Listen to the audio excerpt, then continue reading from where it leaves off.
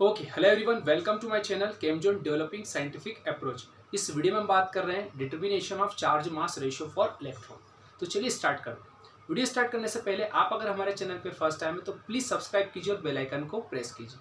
देखिए, determination of charge mass ratio की अगर हम बात करें फॉर इलेक्ट्रॉन के लिए, तो ये एक्सपेरिमेंट सर जे जे थॉमसन ने किया था। उन्होंने जब डिस्चार्ज ग्लास की डिस्चार्ज ट्यूब ली और उस पर एक्सपेरिमेंट किया और इलेक्ट्रॉन का जब डिस्कवर्ड किया, तो उन्होंने ये कहा कि जब हम कैथोड रेस पर इलेक्ट्रिक और मैग्नेटिक फील्ड अप्लाई करते हैं तो उनमें हमें डिफ्लेक्शन देखने को मिलता है। तो उसी से रिलेटेड हमारा ये एक्सपेरिमेंट है जिसको जे जे थॉमसन ने बताया।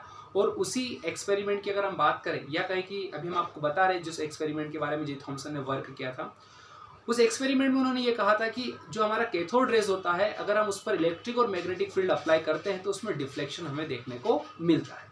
तो चलिए समझते हैं। सबसे पहले बात आती है कि determination of charge mass ratio जो हम इलेक्ट्रॉन का निकाल रहे हैं, और इसको सर जे थॉमसन ने बताया। और उन्होंने अपने एक्सपेरिमेंट में कहा कि जो डिफ्लेक्शन होता है हमारे कैथोड रेस का, वो कब होता है, जब हम इलेक्ट्रिक और मैग्नेटिक फील्ड की बात करते हैं। तो अंडर इलेक्ट्रिक फील्ड और मैग्नेटिक फील्ड में क्या होता है, हमारे कैथोड रेस का डिफ्लेक्शन होता है।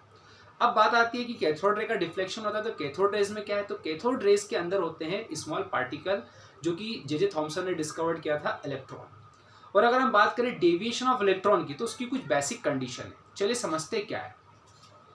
फर्स्ट कंडीशन ये है हमारे पास डेविएशन ऑफ इलेक्ट्रॉन की, कि हमारे पास लाइट अगर पार्टिकल होगा या कहीं की लाइटर पार्टिकल हमारे पास होगा, तो उसका ग्रेटर डिफ्लेक्शन हमें देखने को मिलता है। सिंपल वे में है कि जितना ज्यादा हल्का पार्टिकल हमारे पास होगा, डिफ्लेक्शन उतना ज्यादा होगा। ये डेविएशन का फर्स्ट पॉइंट। सेकेंड पॉइंट हमारे पास है कि डिफ्लेक्शन को अगर हम बढ़ाना चाहते हैं, तो डिफ्लेक्शन तब बढ़ता है जब हम इलेक्ट्रिक फील्ड और मैग्नेटिक फील्ड की स्ट्रेंथ को बढ़ाते हैं। तो जितना ज़्यादा हम इलेक्ट्रिक फील्ड की स्ट्रेंथ और मैग्नेटिक फील्ड की स्ट्रेंथ को बढ़ाएंगे, उतना ज़्यादा ही डिफ्लेक्शन भी बढ़ेगा। ठीक है, तो सेकेंड पॉइंट क्या हुआ, डिफ्लेक्शन को हम इंक्रीज करेंगे कब, जब हम डिफ्लेक्शन कब इंक्रीज होता है, जब हम स्ट्रेंथ बढ़ाते हैं इलेक्ट्रिक फील्ड की और मैग्नेटिक फील्ड की। थर्ड नंबर का पॉइंट हमारे पास आता है, वो ये कहता है कि on increasing negative charge on particle. कोई पार्टिकल है हमारे पास, और अगर उस पार्टिकल पर नेगेटिव चार्ज बढ़ता है, तो जितना ज्यादा पार्टिकल पर नेगेटिव चार्ज बढ़ेगा, वो उतना ज्यादा इंटरेक्ट करेगा किसके साथ, इलेक्ट्रिक फील्ड और मैग्नेटिक फील्ड के साथ। और रिजल्ट ये होगा कि डिफ्लेक्शन फिर क्या होगा, बढ़ने लगेगा।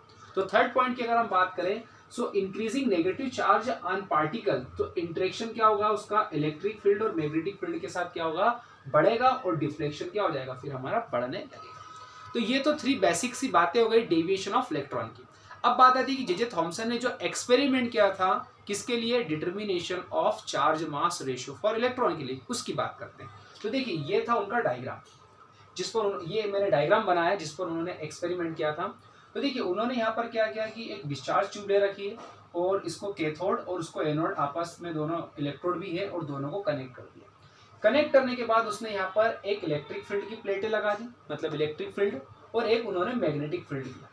तो एन और एस जो लिखा हुआ मैग्नेटिक फील्ड को रिप्रेजेंट कर रहा है, और ये जो प्लेटें बनी हुई है, ये प्लेटें हमारे किसको रिप्रेजेंट कर रही है, ये हमारे इलेक्ट्रिक फील्ड को रिप्रेजेंट करती है। समझना कि इस डिस्चार्ज ट्यूब की अगर हम बात करें, ग्लास की जो डिस्चार्ज ट्यूब है, इसमें कैथोड एनोड है, इसको कनेक्ट कर दिया, और हमने परपेंडिकुलर इलेक्ट्रिक और मैग्नेटिक फील्ड को अरेंज कर दिया। ठीक है, अब यहाँ पर जो स्क्रीन लगी हुई है, जो डार्क लाइन बनी हुई, इस डार्क लाइन की अगर हम बात करें, तो इसे फ्लोरेसेंट स्क्रीन कहते हैं, जो जिंक सल्फाइड की बनी है, ZnS की बनी हुई है। ठीक है, अब बात आती है कि जैसे ही कैथोड रेस हमारी ट्रेवल करती है, और अगर हम बात करें कि इलेक्ट्रिक फील्ड में, तो इलेक्ट्रिक फील्ड जैसे हम अप्लाई करेंगे, तो कैथोड रेस के अंदर जो इलेक्ट्रॉन होगा वो डेविएट होगा और पॉइंट ए को हिट करेगा। कब, जब हम इलेक्ट्रिक फील्ड की बात करेंगे। तो इलेक्ट्रिक फील्ड की प्रेजेंस में हमारा इलेक्ट्रॉन डेविएट होता है और पॉइंट ए को हिट करता है।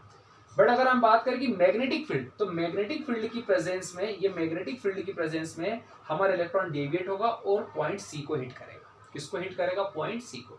इलेक्ट्रिक फील्ड में अगर हम बात करें तो पॉइंट ए को हिट करेगा, और मैग्नेटिक फील्ड की प्रेजेंस में वो किसको हिट करेगा, पॉइंट सी को। और अगर हम आपसे कहें या कहें कि इलेक्ट्रिक और मैग्नेटिक फील्ड को बैलेंस कर दें, तो वो पॉइंट बी को हिट करता है। तो पॉइंट बी को वो इलेक्ट्रॉन डेविएट होके कब हिट करेगा, जब हम इलेक्ट्रिक और मैग्नेटिक फील्ड को बैलेंस रखते हैं, तब जाके वो पॉइंट बी को हिट करता है।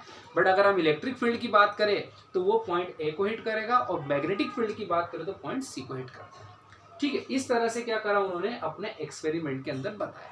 और उन्होंने एक करेक्ट मेजरमेंट को निकालने के लिए क्या किया, किसी एक फील्ड को अप्लाई करो। या तो आप इलेक्ट्रिक फील्ड को अप्लाई कीजिए या तो फिर आप मैग्नेटिक फील्ड को।